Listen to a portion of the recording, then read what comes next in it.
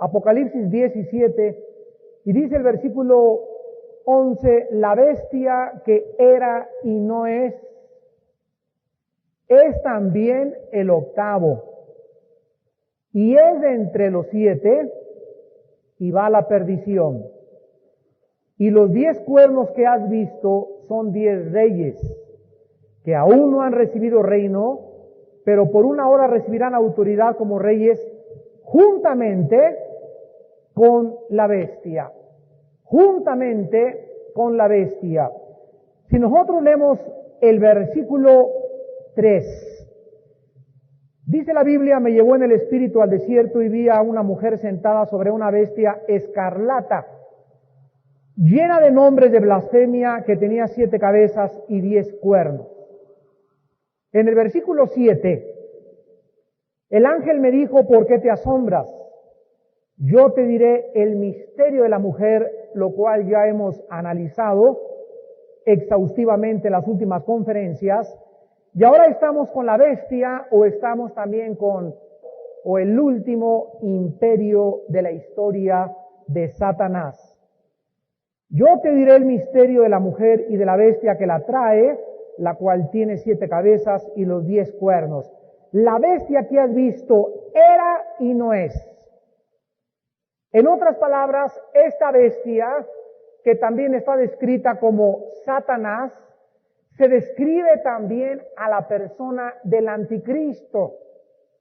Y aunque sabemos que el anticristo va a ser un ser humano de carne y hueso como tú y como yo, ya leímos también, por ejemplo, en Ezequiel 28 y en Isaías capítulo 14, que cuando se describe a Satanás, se usa un nombre humano para designarlo.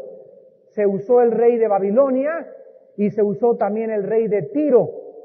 Así pues, la Biblia amalgama la personalidad humana con la personalidad satánica.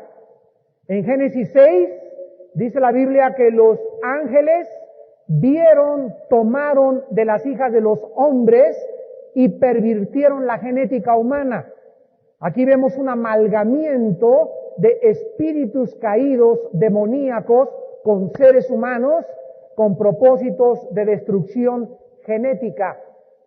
Pero aquí en el Apocalipsis vemos el amalgamiento de un espíritu que ha existido antes, porque dice la Biblia en el versículo 11, la bestia que era, escuchen esto, antes de Juan existió esta bestia. En el tiempo de Juan no existía. Ahí lo dice, no es. Y dice, es también el octavo. Y es de entre los 7 y va a la perdición.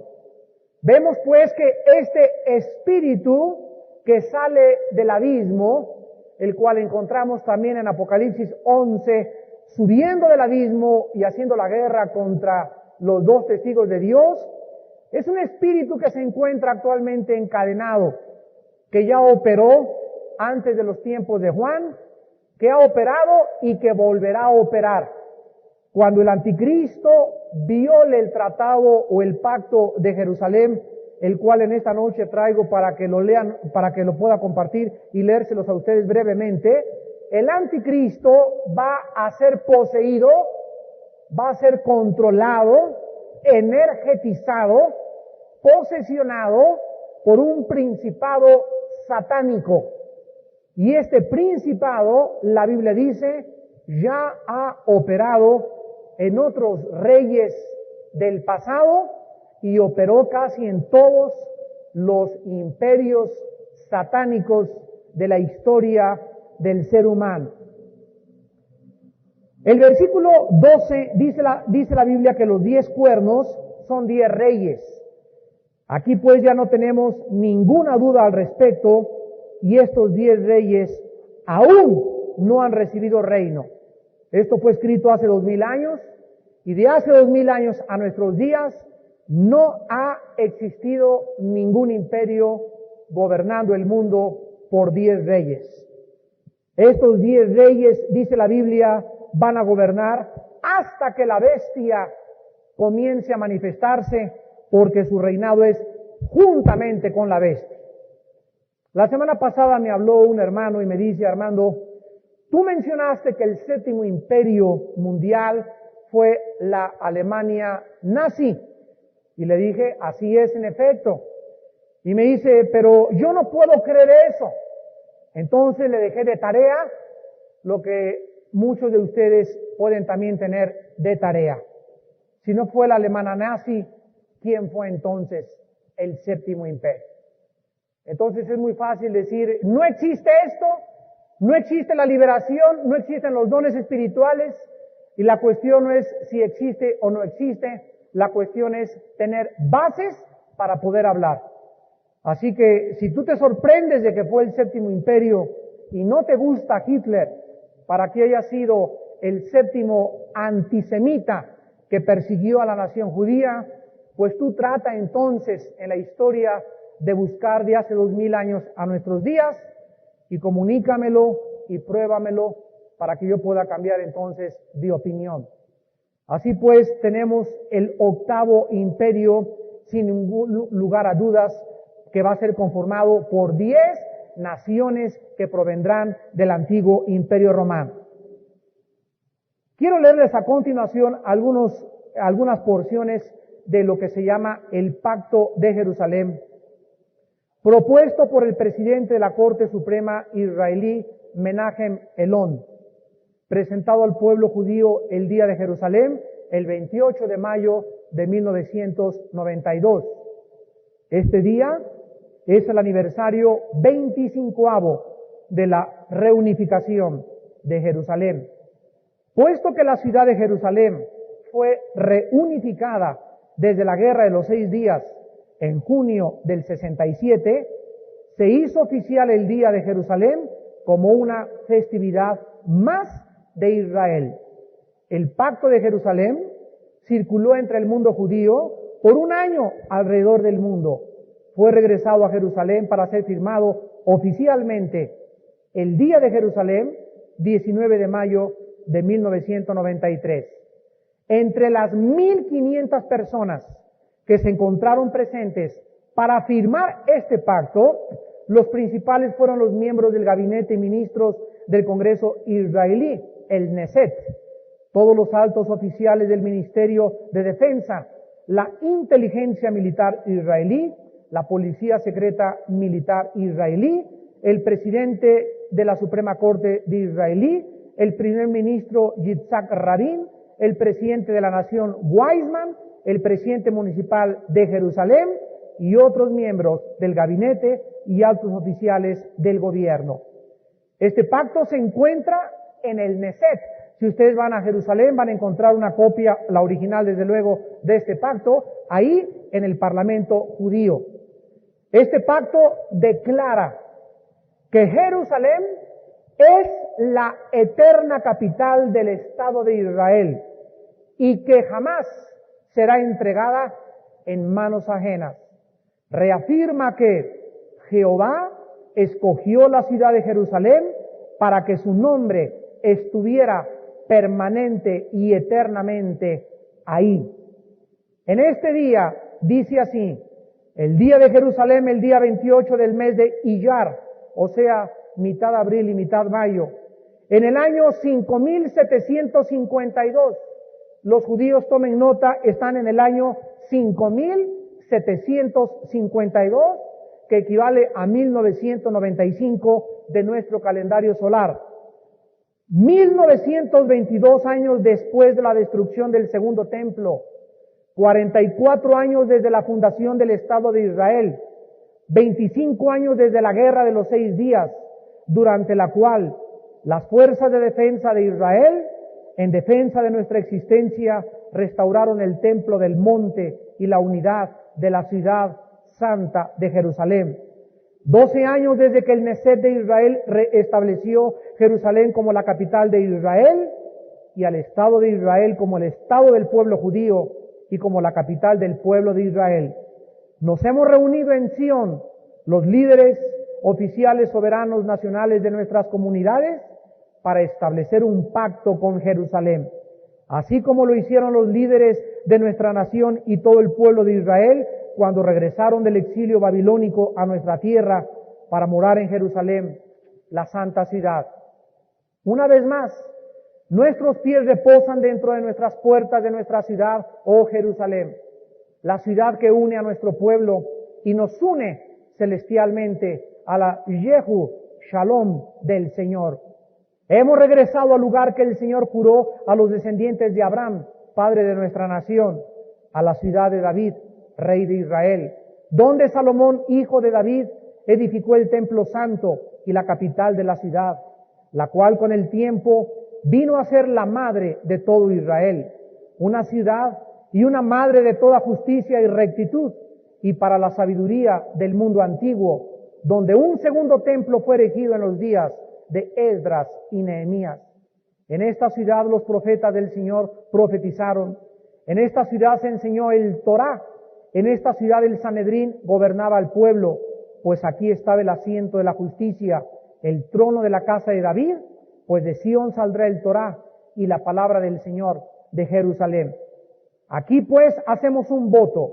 Si yo te olvidare, oh Jerusalén, que pierda yo mi fuerza, mi lengua se pegue a mi paladar, y si me olvidare de ti, si no te levantare a la altura de nuestro gozo. Entramos a formar parte de este pacto y escribimos: unimos nuestras vidas a ti para siempre, oh Jerusalén. Nos unimos a ti con fidelidad y justicia, con perseverancia, amor y compasión. Te amamos, oh Jerusalén, con amor eterno, con amor perdurable. Nos entregamos a ti, moriremos como mártires por tu causa, porque nunca jamás te abandonaremos. Nuestra fidelidad hacia ti será seguida por nuestros hijos y los hijos de nuestros hijos hasta la tercera y cuarta generación, y certificamos este pacto y firmamos todos los líderes del Estado de Israel. Podemos inmediatamente ver a corta vista que este pacto no fue firmado, por cristianos. Un cristiano no le declara fidelidad a un lugar, ni hacemos a una ciudad la madre de todas las cosas, pero este pacto fue firmado por judíos ortodoxos, por rabinos y oficiales del gobierno del Estado de Israel. Y en este pacto ellos primordialmente afirman que van a morir antes que entreguen la ciudad de Jerusalén. Tal vez hermanos en Cristo, habíamos dicho anteriormente, sea el pacto que confirme el anticristo. Que cuando el anticristo entre, les diga a los judíos: este pacto que ahora cuelga en el parlamento, en la pared del principal parlamento judío, ahora yo lo confirmo, lo certifico y les garantizo que nadie les podrá quitar la ciudad de Jerusalén. Sin embargo, antes de que todo esto suceda, continuamos con el estudio del octavo imperio bestial, pagano, satánico. Satanás ha usado 7 imperios mundiales: Egipto, Asiria, Babilonia, Medo-Persia, Grecia, Roma, Alemania nazi, y usará el octavo imperio mundial, o la unión de 10 cuernos o los 10 dedos de la estatua de Nabucodonosor, donde estos dedos se perciben en el retrato de Daniel 2 como hierro, el hierro de las piernas que era el imperio romano, mezclado y amalgamado con el barro.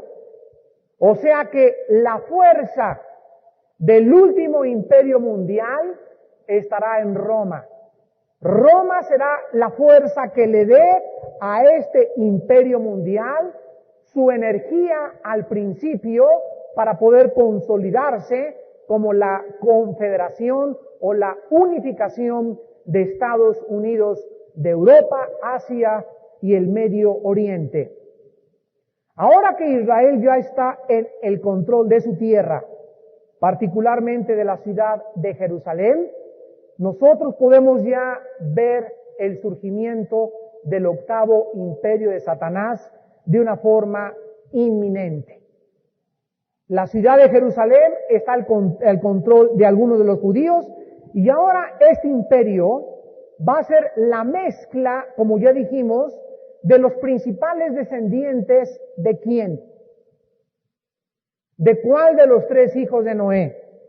De Jafet, propiamente llamados los arios o los indoeuropeos, quienes históricamente han sido siempre antisemitas.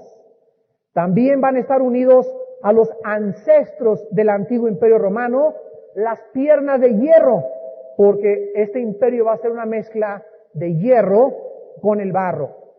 El último objetivo de Satanás va a ser darle al mundo, particularmente a la nación de Israel, un sustituto pagano e impío del Mesías Rey Jesucristo para impedir la salvación final de los judíos.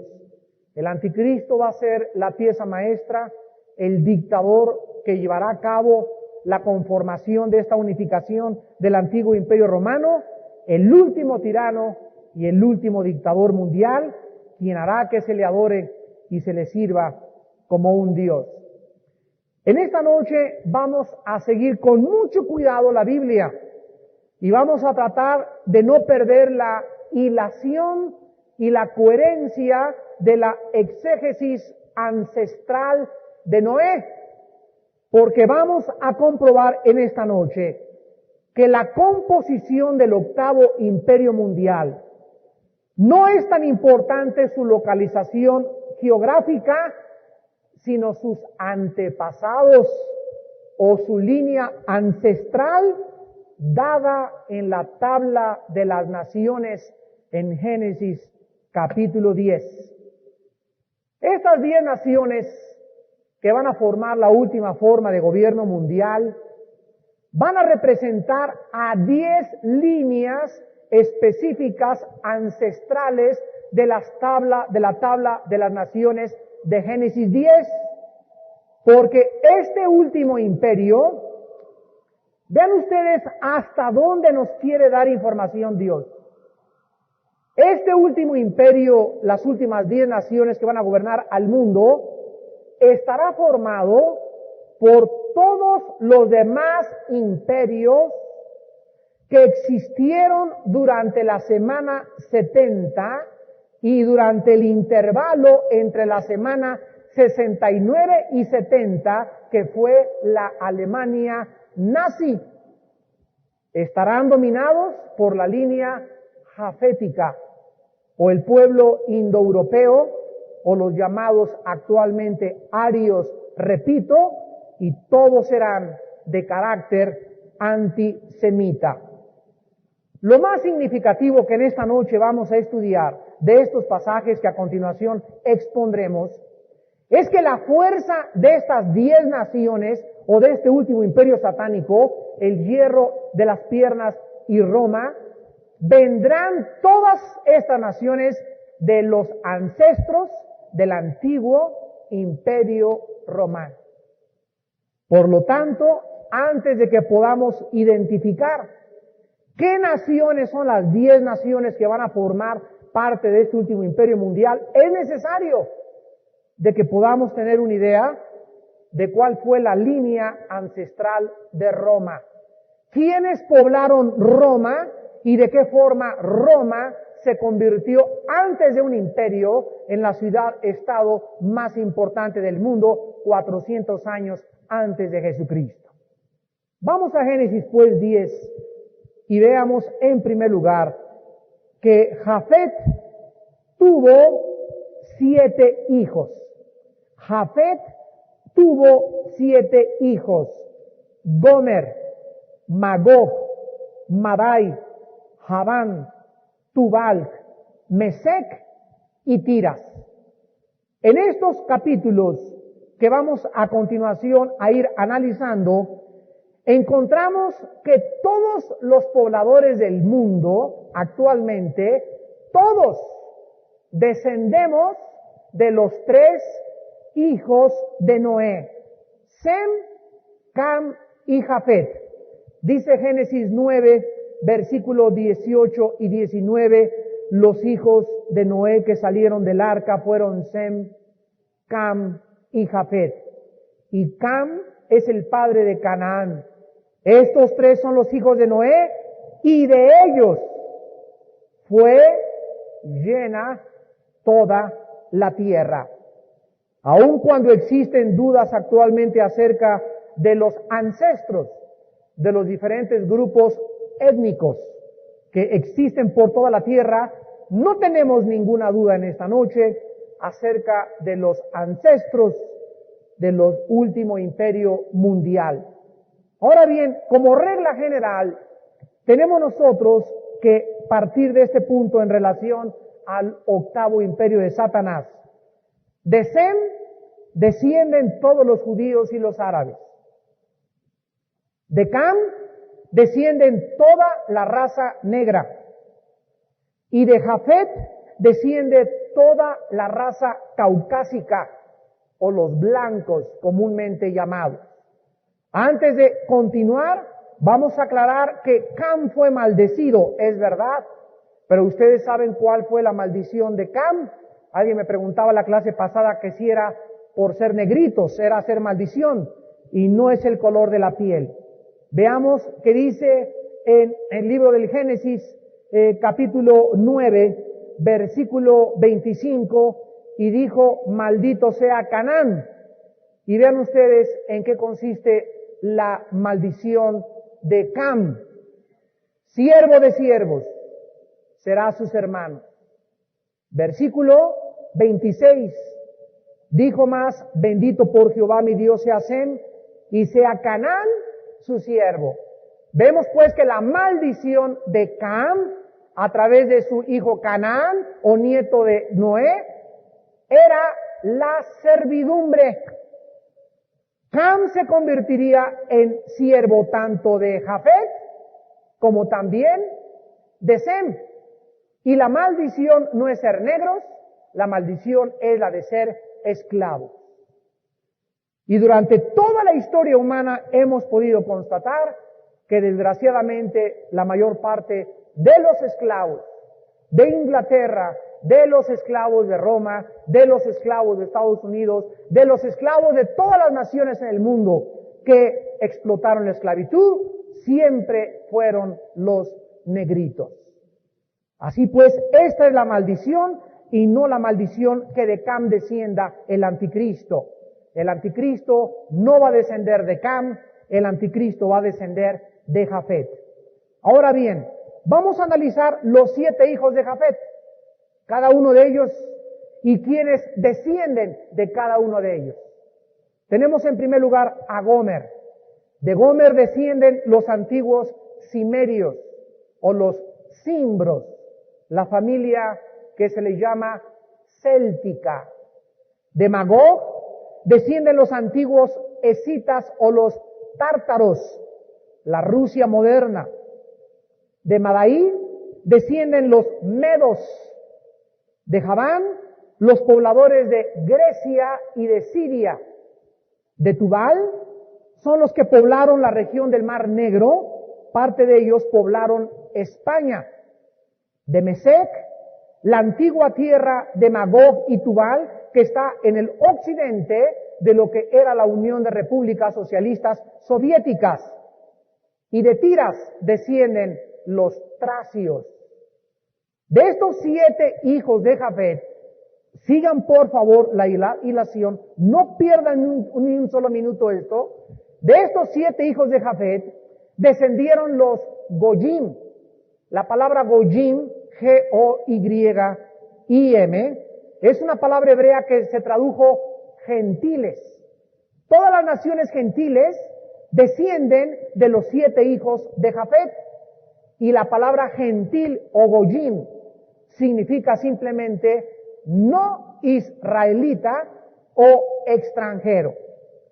Vamos a ver cuando el arca de Noé descendió en las montañas del Ararat, de qué forma, si toda la raza humana proviene de los 3 hijos de Noé, de qué forma cada uno de los hijos de Noé se fue a diferentes zonas geográficas del planeta Tierra y cómo comenzaron a poblar las diferentes zonas del planeta Tierra. Es importantísimo comprender el movimiento de estas naciones a través de los siglos para poder identificar a los diferentes participantes del octavo reino de Satanás.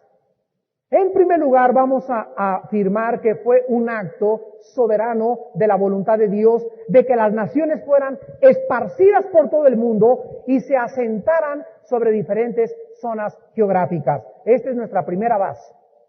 Los mexicanos ocupamos la República Mexicana, los italianos están en Italia, los ingleses están allá, los negritos están en la parte meridional o sur del planeta Tierra, la raza caucásica en el norte, por voluntad de Dios. No que cada quien haya agarrado y yo me voy para Mecameque, yo me voy para Cuautla y Iztapan de la Sal. Dios, en su soberana voluntad, controló, dirigió y ubicó a las diferentes razas donde Él quiso en el planeta Tierra.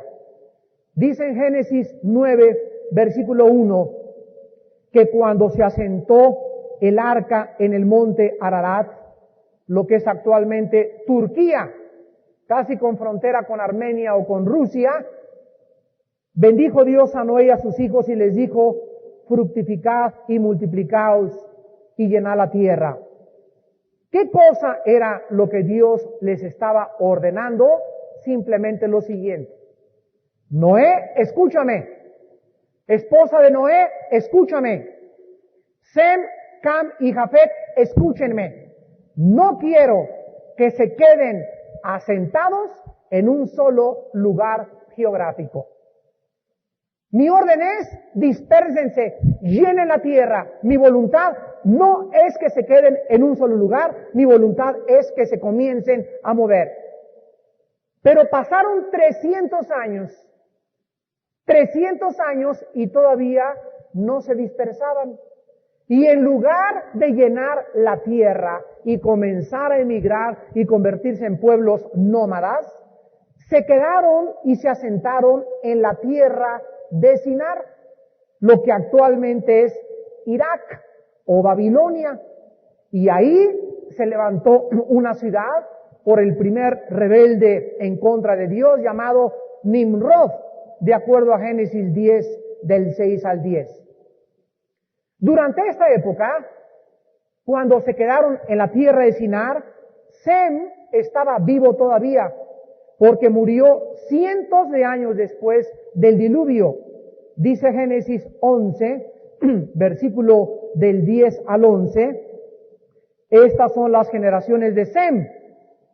Sem, de edad de 100 años, engendró a Arfaxad, 2 años después del diluvio.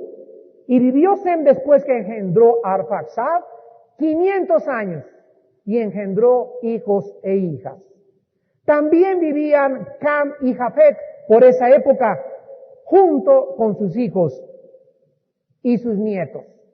Los descendientes directos de Noé dijeron en Génesis 11:4, edifiquémonos una ciudad, una torre cuya cúspide llegue al cielo, y hagámonos un hombre, escuchen esto, en dirección contraria a la orden de Dios. Vean esto con detenimiento. Hagámonos un hombre por si fuéramos, ¿qué cosa? Exactamente la orden de Dios. Dios dijo, llenen la tierra, dispérsense, y ellos se juntaron bajo un solo espíritu satánico y dijeron, no obedecemos a Dios, vamos a juntarnos todos, la unión hace la fuerza, vamos a levantar una torre, vamos a hacer un hombre para que nadie se vaya a ningún lado y para que aquí sea el centro del gobierno del planeta Tierra. No nos vayamos para que no fuéramos esparcidos sobre la faz de la tierra. ¿Qué pasó? Dios les juzga inmediatamente en el versículo 5 al 9, les cambia el lenguaje y comienza por causa del lenguaje a emigrar y a obedecer a fuerza ahora la ley de Dios. como todas las tierras de alrededor eran desconocidas, la dispersión fue lenta, ardua y dolorosa. Las tribus que descendieron de Jafet, Magog, Mesec y Tubal, fueron los que emigraron hacia el norte. De Jafet, Magog, Mesec y Tubal fueron los que emigraron hacia el norte, donde el clima y el terreno eran más difíciles de soportar. Este movimiento nómada no fue causado, lo vuelvo a repetir, por determinación humana, sino por un decreto divino. Fueron asentados en los lugares determinados por Dios. En el libro de los Hechos, capítulo 17, versículo 26, el apóstol Pablo lo dice con estas palabras. Hechos 17, 26. De una sangre ha hecho todo el linaje de los hombres para que habiten sobre la faz de la tierra. No para que estén en un solo lugar, sino para que toda la tierra sea cubierta por nosotros. Dice Pablo en segundo lugar, y les ha prefijado el orden de los tiempos y los límites de su habitación. Por decreto divino, por soberanía divina, existen las fronteras, existen las naciones, existen los continentes, existen la separación del mar y de las masas continentales, porque Dios sabe que si nos unificáramos, el mundo no duraría un solo minuto. Es interesante que también miles de años antes, en Deuteronomio capítulo 32, versículo 8, Moisés haya escrito: cuando el Altísimo hizo heredar a las naciones, cuando hizo dividir a los hijos de los hombres, estableció los límites de los pueblos según el número de los hijos de Israel. Es increíble que Moisés haya tenido esta revelación de Dios. Dios iba a dividir el mundo en masas continentales, en poblaciones, en naciones, y el centro del mundo, la nación central del mundo, el ombligo del mundo, como se le llama en la Biblia, el centro del mundo sería Jerusalén, la ciudad de Dios, la nación de Israel. Ahora bien, mientras estudiamos y tratamos de identificar este octavo mundial, vamos a recordar entonces que la clave de las naciones que van a formar el imperio de Satanás, el octavo, es su descendencia ancestral, y no su geografía. También tenemos que recordar que muchas tribus se fueron moviendo a otras partes, mientras que otros se quedaron en diferentes lugares. Los hijos, los nietos, continuaban su peregrinaje nómada por todo el mundo y no se establecieron hasta muchos años después de que fue acabado el Antiguo Testamento. Ahora bien, cuando nosotros recordamos que tenemos una clave de Dios, de que el último imperio mundial de Satanás va a ser una mezcla de barro con hierro, encontramos que el hierro representa la fuerza del liderazgo, de la coalición, de las 10 naciones o de los 10 dedos de la estatua de Nabucodonosor. El barro, por otra parte, es un compuesto de diferentes minerales, por lo que deducimos que si el barro no se puede mezclar con el hierro, tiene que tener una línea ancestral diferente. Estas 10 naciones finales en la historia del mundo van a luchar juntas en contra de Israel, pero se van a mantener separadas ancestralmente de identidad bajo el liderazgo que tiene sus raíces en Roma. Hermanos en Cristo, ¿dónde tuvo su origen el pueblo de Roma? Esa gente que forma parte de las piernas de hierro del estatua de Nabucodonosor y que se convirtió en el sexto imperio de Satanás, no existe duda que cuando existía el Imperio Romano en el primer siglo de nuestra era, los descendientes de Quitim, hijo de Javán, nieto de Jafet, Génesis 10:2 y versículo 4, dominaban lo que es ahora el país de Italia. Pero Roma había comenzado como una ciudad poderosa mucho antes de que se convirtiera en una nación y en un imperio. Y parece que no fue la descendencia de Quitim los que dominaron los ancestros de Roma, porque Roma se convierte en una república 400 años antes de Cristo y se convierte en un imperio 100 años después de Cristo. Entonces, los habitantes de la ciudad-estado de la ciudad de Roma 400 años antes de Jesucristo, y no los habitantes de la península itálica son los que eran considerados romanos.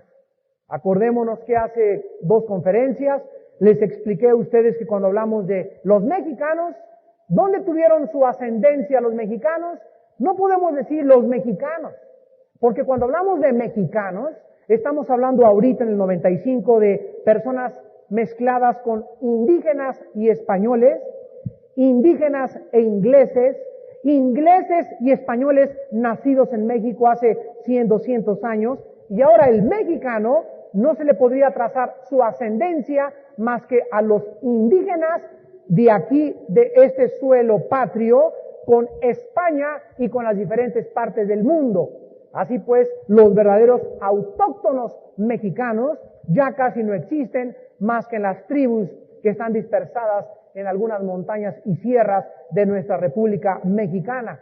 Así que es muy importante cuando trazamos la línea ancestral de un pueblo o de una nación, saber exactamente quién fue el que inició esos indígenas, si fueron los mayas o los aztecas o antes de los aztecas, y después las mezclas que existieron para comprender perfectamente quién forma el grupo étnico de tal o cual determinada nación. ¿Saben ustedes que las montañas de los Alpes en parte están localizadas en la frontera norte de Italia, colindando con Austria y con Suiza? Y el río Danubio corre por todo el norte de los Alpes, en toda la región sur de Alemania. Pero la cuenca del río Danubio y su región norte y sur es totalmente germánica o alemana.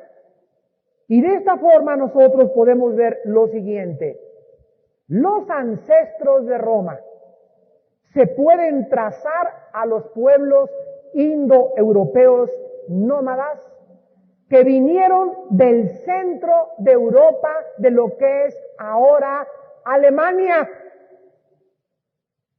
y consecuentemente de la línea jafética. Todos estos pueblos o gente indoeuropeo, conocidos también con el nombre de arios, es la raza que Adolfo Hitler quería prevalecer y quería mantener pura. Y Hitler creía en esta frase: la supremacía de la raza aria. Y para Hitler, los judíos no eran arios. Hitler sabía que sus ancestros eran Jafet y que los judíos eran y provenían de otra raza que eran los semitas. Y como para Hitler había solamente los arios, los semitas y los de raza negra, los negritos no le causaban ningún problema. La única raza que se oponía al sueño que Satanás le plantó en la mente a Adolfo Hitler era que para que prevaleciera la supremacía de la raza aria, tenía que suprimir ¿a cuál otra raza? La raza semítica o la descendencia de los judíos. Estos pueblos o esta gente europea, indoeuropeos, germanos o arios, emigraron hacia el oeste en las áreas que ahora son el Mar Negro y el Mar Caspio, lo que más tarde fue llamado los pueblos germanos de Europa y los cuales se desplazaron después a Italia. En otras palabras, tome nota.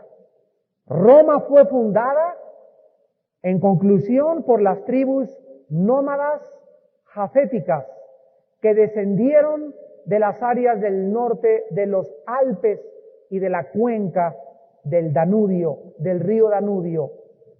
Tanto las regiones germánicas de Europa como las actuales 15 repúblicas de Rusia se encuentran todas al norte de los Alpes y todas fueron fundadas por las tribus nómadas jaféticas.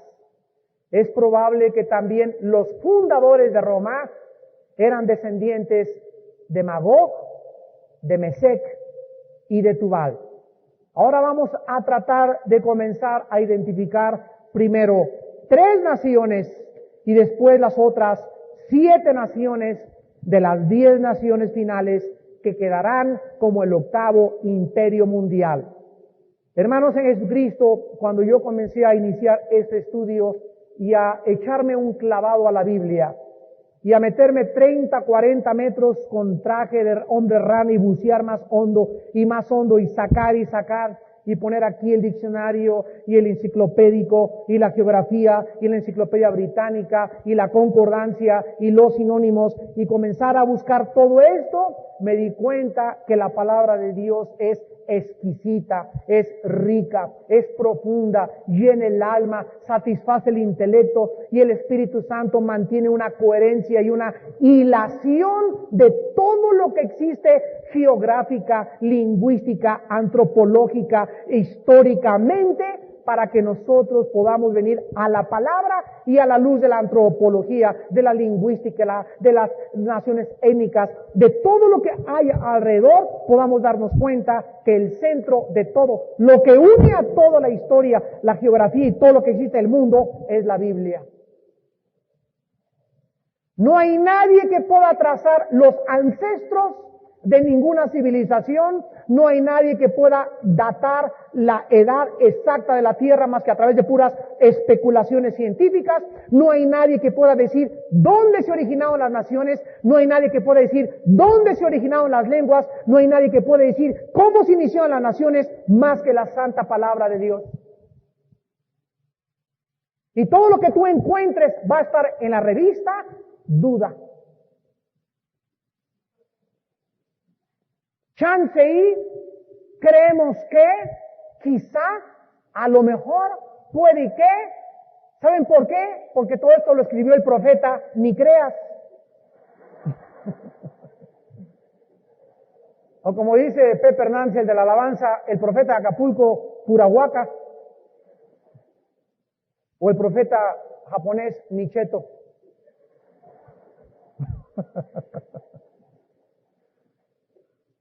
Vayamos a Daniel capítulo 7 y veamos aquí en el capítulo 7 de Daniel algo impresionante.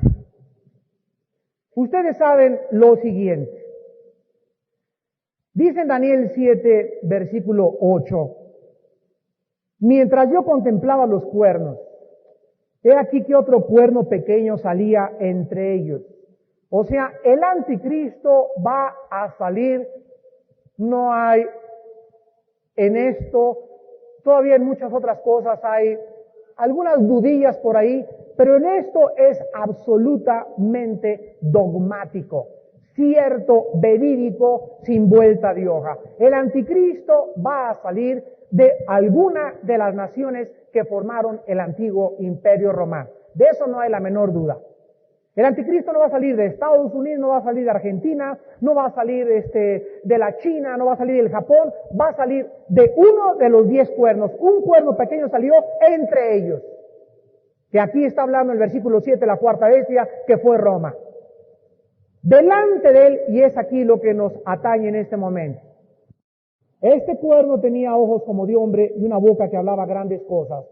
El anticristo va a iniciar sus gestiones militares y políticas de acuerdo a la Biblia, vuelvo a repetir, va a comenzar antes que cualquier cosa a dominar, a conquistar 3 naciones. Y es el punto de nuestra partida. Porque una vez que Él conquiste o domine, derribando estas 3 naciones, poniéndolas bajo su autoridad, entonces acabará gobernando las otras 7 que le van a entregar el poder, y entonces ya las 10, de acuerdo a Apocalipsis 7, le entregan conforme al propósito de Dios el poder para convertirse en el 8º imperio mundial. Antes yo creía que el 7º imperio eran las 10 naciones y después el 8º el anticristo, pero una investigación profunda de la palabra de Dios me mostró que los 10 cuernos nunca gobernarán sin el anticristo. Porque lo dice claramente Apocalipsis 17, juntamente con la bestia gobernarán por 3 años y medio, nada más. Así pues, aquí en Daniel 7, 23 y 24, se nos explica lo que acabamos de leer en el versículo 8. La 4ª bestia será un 4º reino en la tierra, y aquí en la profecía de Daniel, este 4º reino, sabemos de acuerdo a la estatua de Nabucodonosor, que representa las 2 piernas de hierro, fue Roma, el cual será diferente de todos los otros reinos, a toda la tierra devorará, trillará y despedazará. Y los 10 cuernos significan que de aquel reino, ¿de cuál reino? Del antiguo imperio romano, o la 4ª bestia, de ese mismo se levantarán 10 reyes. Y tras ellos, ya que se formen los 10, se levanta otro, el cual será diferente de los primeros, y a 3 reyes derribará. A ver pues, geográfica, política y militarmente se necesitan levantar 10 naciones. Ya que estén estas 10 naciones y armen una confederación política, económica y militar, el anticristo va a derribar a 3 de ellas, las va a subyugar, las va a controlar, y cuando él se levanta él como cabeza de las primeras 3. Y después de que gobierne 3, las otras 7 le entregan totalmente el imperio y el control para formarse el último imperio mundial. Esto es algo inevitable y es algo que nos sirve para poder concluir esta noche lo siguiente. Las primeras 3 naciones derribadas del anticristo serán las 3 naciones base del anticristo y del último imperio mundial. La identificación de estas 3 naciones es crucial para nosotros porque es el evento, tomen nota, profético, próximo, que debe ocurrir en el mundo ya que Jerusalén se encuentra actualmente en su territorio y en control de la ciudad de Jerusalén. La semana que entra vamos a ir a Ezequiel 38 para identificar estas 3 naciones, y la próxima clase identificaremos las 10 naciones que gobernarán el mundo bajo el control del anticristo. Trazaremos su línea ancestral de cada nación y veremos de qué forma tan increíble los hilos de la ascendencia de los ancestros de cada uno de los 3 hijos de Noé han sido siempre los descendientes de Jafet, los que formaron parte ancestralmente de los imperios antisemitas que siempre persiguieron a los judíos y no serán la excepción con la formación del 8º imperio mundial. Así pues, preparémonos en nuestro corazón para que la próxima clase podamos continuar escudriñando, investigando, analizando y profundizándonos en la palabra de Dios, en la geografía, en la historia, en la antropología y en todas las ciencias que lo único que corroboran y certifican es que nosotros somos el pueblo de Dios, testigos de la única verdad que existe, Dios nos da tanto material. Y pensar que yo fui una de esas personas que hace muchos años decía, pues ya qué cosa hay que me falte de conocer de la Biblia. Fíjense qué orgullo tan grande, ¿no? Y así me encuentro, hermanos, ¿dónde dice eso? ¿Y cómo no está eso? Nunca lo había estudiado. Pues aunque tuviéramos 500 años, jamás podría nadie atreverse a proferir con soberbia, ya conozco toda la palabra de Dios. Seguimos estudiándola y seguimos estudiándola y seguimos estudiándola y no nos bastaría la eternidad para continuar metiendo nuestra mente en la mente de Dios. Bienaventurados los que tienen hambre y sed de justicia, porque serán saciados. Dichosos y felices los que aman la palabra de Dios, que conocen la palabra de Dios y que todos los días se levantan y ponen la palabra de Dios en su cama, en su cojín, se hincan, leen los salmos, leen proverbios, se hincan, la piensan, la meditan, la mastican, la memorizan, la guardan en su corazón, la repiten y se levantan al trabajo y van a la escuela y dicen, en el camino he conocido algo más de la voluntad de Dios para mi vida. Dichosos los que antes de dormirse ven sus noticias de la televisión, ponen la Biblia, se recuestan en su cama, con toda la luz apagada, los chamacos ya dormidos, ya con su mamila, con sus pañales, y ya aquí con la Biblia, y comienza a leer 3 o 4 versículos en oración, meditándola, reflexionándola, guardándola en tu vida, profundamente en tu espíritu, y te acuestas y le dices, Padre, en paz me acostaré, y así mismo dormiré, no tendré temor en la noche de nada, porque solo tú me haces vivir confiado. Día y noche meditarás en este libro de la ley para que hagas y guardes conforme a todo lo que en él está escrito, porque entonces,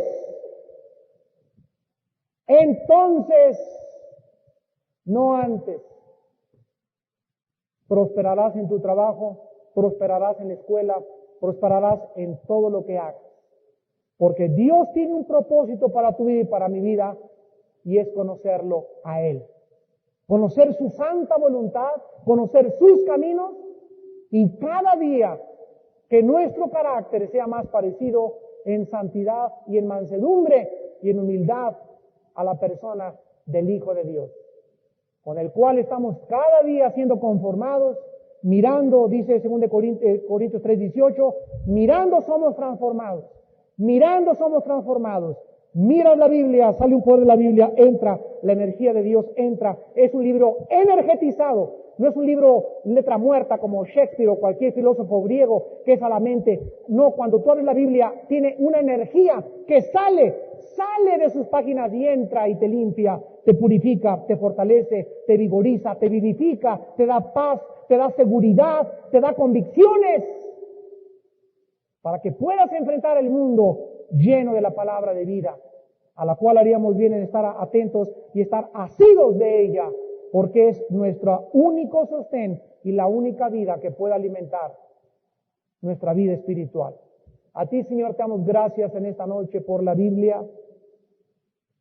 Te damos gracias por tu santa palabra, porque es exquisita, es excelente, Señor, es magnánima, es maravillosa, es santa, es poderosa, es limpia, no hay nada torcido ni perverso en ella. Ella es nuestra santificación. Dichoso y feliz la mujer y el hombre en esta noche que día y noche meditan en este libro de la ley. Serán como árboles plantados junto a corrientes de agua, que den su fruto a su tiempo, que su hoja no caiga, y todo lo que hagan prosperará. He aquí os lo he dicho todo, dice el Señor Jesucristo, os lo he dicho todo con mucha anticipación, porque vosotros sois hijos de la luz, no sois hijos de las tinieblas. Anden pues como hijos de la luz. No tienen por qué andar confundidos, ni cegados, ni desorientados. Vosotros sois la luz del mundo. Alumbra en tu escuela, alumbra en tu trabajo, alumbra en tu familia, con la santa y bendita, eterna e incorruptible palabra de Dios.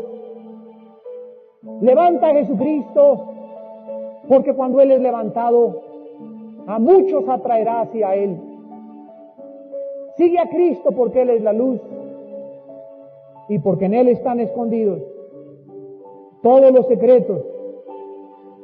secretos de la sabiduría y del conocimiento. En esta noche, Padre, glorificamos al Hijo, bendecimos al Hijo, exaltamos a Jesús, porque Él es el espíritu de esta profecía. Él pagó en una cruz con su sangre por nuestros pecados y nos dio vida para que ya no vivamos para nosotros mismos, sino para aquel que vive por los siglos de los siglos. En tu nombre, Señor Jesús, recibe nuestra adoración, recibe nuestra oración y nuestra alabanza, porque solo tú eres digno y con tu sangre nos hiciste reyes y sacerdotes delante de Dios tu Padre. A ti, Señor Jesús, en tu nombre oramos. Amén.